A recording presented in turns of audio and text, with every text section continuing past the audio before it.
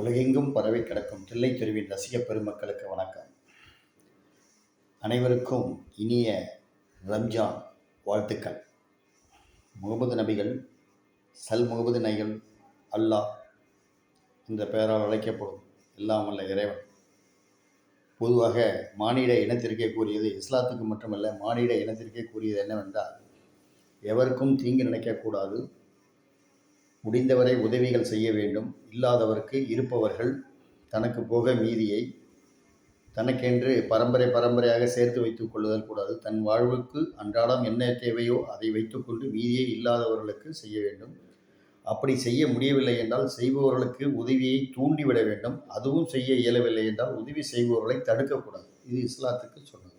இது இஸ்லாத்தில் திருக்குறானில் சொன்னது மட்டும் இல்லை, எல்லா மதத்துக்கும் பொருந்தும். இன்னைக்கு நம்முடைய இஸ்லாமிய நண்பர்கள் வெகு விமர்சையாக கொண்டாடி கொண்டு வருகிறார்கள். அனைவருக்கும் வாழ்த்துக்கள். அப்புறம் பார்த்தீங்கன்னா, இந்த விளம்பரங்கள் மறுபடியும் என்ன தில்லைத்தெரு விளம்பரத்தையே பற்றி சொல்கிறாங்கன்னு நினைக்காதீங்க. முன்னாடி நிறைய சப்ஸ்கிரைப் பண்ணுங்கள் சார். வெறும் 174 சப்ஸ்கிரைபர் வச்சு நான் ஓட்டிகிட்டு இருக்கேன். அதுதான் ரொம்ப நாள் கழிச்சு போடுறேன் நான். சப்ஸ்கிரைப் பண்ணுங்கள். அதில் என்ன காசாக பணமா? சப்ஸ்கிரைப் பண்ணிங்கன்னா எனக்கும் ஏதாவது ஒரு 4 வருமானம் ஆயிரக்கணக்கில் முடிஞ்சவொன்னே வரும்.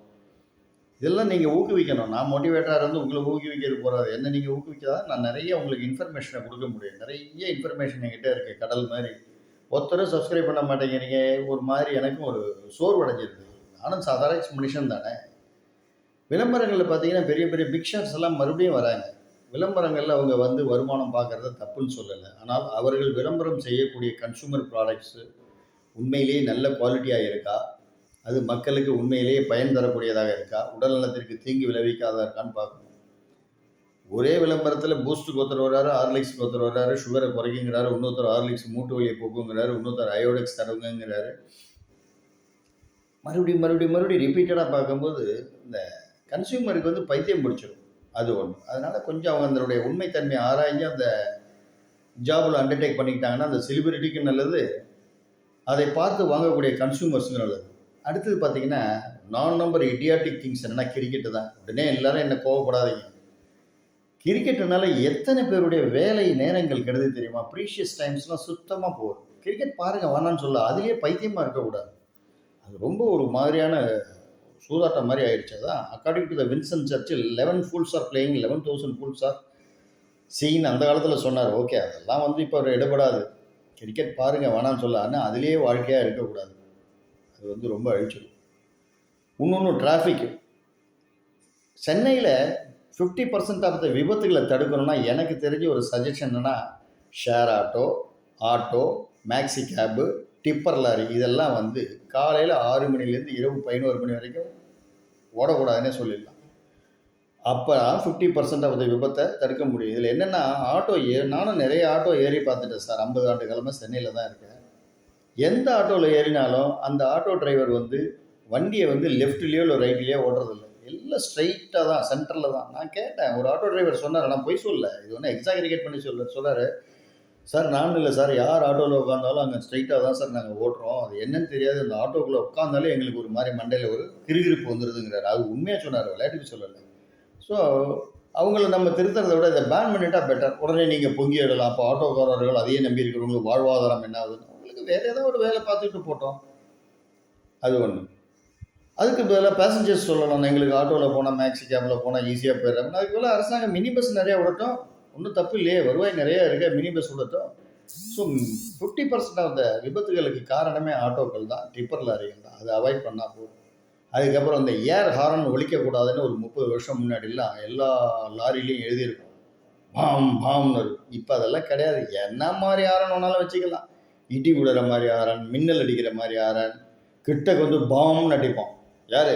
காலேஜ் பஸ்ஸு வச்சுருக்கான். காலேஜ் பஸ்ஸில் இதுமாரி ஒரு ஹாரனை வைப்பாங்க. ஸ்கூல் பஸ்ஸில் டிப்பர் லாரி கேட்க வேண்டாம். அவங்களுக்கெல்லாம் எந்த வித கண்ட்ரோலும் கிடையாது. நம்ம சாதாரணமாக போனால் தான் ஹெல்மெட் இல்லைன்னு பிடிக்கிறது விட டிப்பர் லாரிக்கெல்லாம் பிரேக் இருக்க வேண்டாம், எதுவும் வேண்டாம். ஹாரன் இருந்தால் போகிறோம், ஆக்சிலேட்டர் இருந்தால் போகிறோம். காலில் கீழே ஒரு செங்கலில் வச்சுட்டு அவன் பாட்டுக்கு போவான். சிட்டிக்குள்ளே மவுண்ட் ரோடு என்ன இது என்ன இருக்குது, குமணஞ்சாவடின்னு எல்லா ஊருக்கும் போவோம். அதனால் இந்த ஏர் ஹாரன் ஒழிக்கக்கூடாதுன்னு முதல்ல இருந்த சட்டத்தை மறுபடியும் கொண்டு வரணும். சிட்டிக்குள்ளே, அட்லீஸ்ட் சிட்டிக்குள்ளே, பைபாஸில் எதாவது பண்ணிட்டு போகும். That is different. ஸோ இதெல்லாம் பண்ணினா ஓரளவுக்கு விபத்துகளை நம்ம தடைப்படுத்த முடியும். இல்லைன்னா ரொம்ப கஷ்டம் சார். நாளுக்கு நாள் வந்து ஆக்சிடெண்ட்டில் சாகிறவங்க ரொம்ப அதிகம்.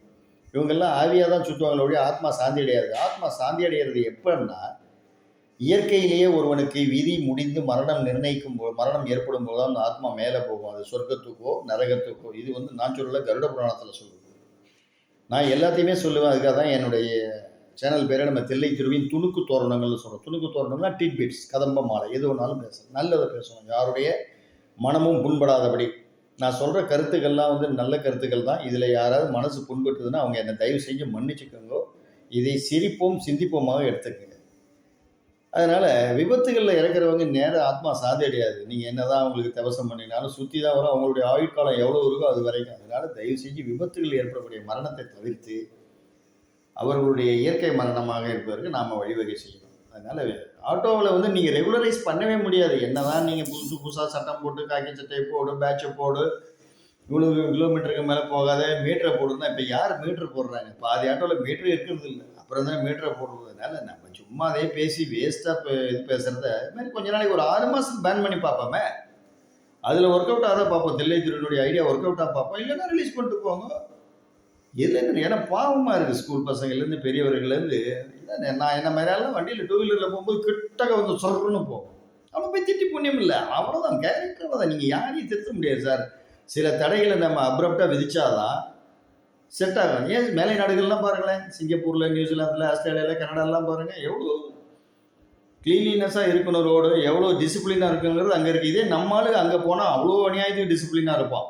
இங்கேருந்து ஒருத்தர் சிங்கப்பூருக்கு வேலைக்கு போகிறான்னா அவ்வளோ டிசிப்ளினாக இருப்பான். அங்கே ஏர்போர்ட்டில் இறங்கின உடனே, சிராங்கொன் ஏர்போர்ட்டில் எங்கேயோ இறங்கின உடனே எச்ச துப்பக்கூடாதுன்னா எச்சே துப்ப மாட்டான். ஏன்னா துப்பினா 10 வெள்ளி ஃபைனு, 10 ஷார்ட் அடி, செவுக்கடி.